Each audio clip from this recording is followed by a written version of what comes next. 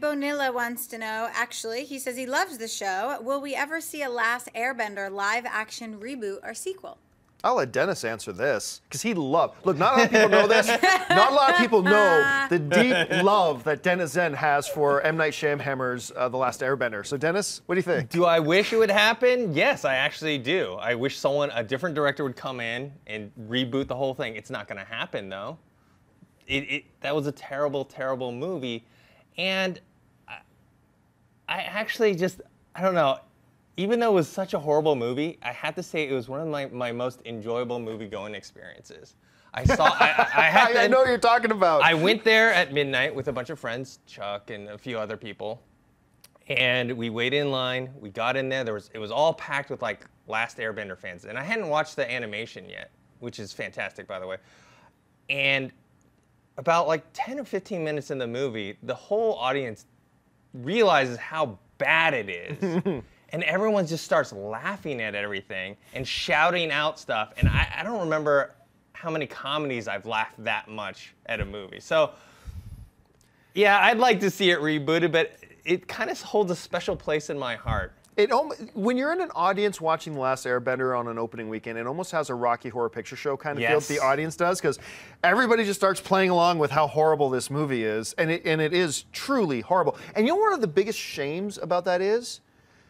They got me with the trailers. They actually hooked me. I thought the trailers were not bad. The trailers got me. I started thinking, this movie is going to be Shyamalan's return to form.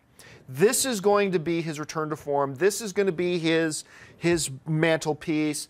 This is looking good to me. I thought the shots they showed in the trailer looked really slick. I thought the kid looked really good.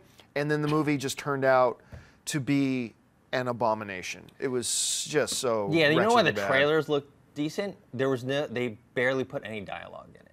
It was all action shots, and it was like it hid all the acting and the dialogue. You know when I knew that I was watching a truly special bad movie? What was the female character's Natiri? Was that her name? No, the you're female thinking Avatar. Oh, you're right. I am thinking of Avatar. Truly Katara? special bad Katara? movie. Let's say it's Katara, okay? For I know I'm forgetting the name of but the female character, and she's got her brother, right? Played by the Twilight dude. And there's this one scene fairly early in the film, I think, or I can't even remember at what point, but this is when I knew this is something special.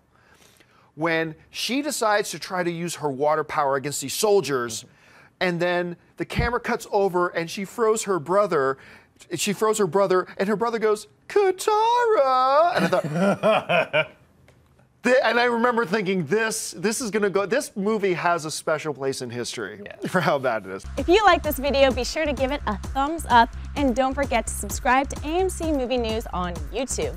It's free and a great way to stay updated with all the latest movie news, and check out our daily show, AMC Movie Talk. Also, don't forget to check us out on Facebook and Twitter to stay in the loop for our special prizes, giveaways, and contests.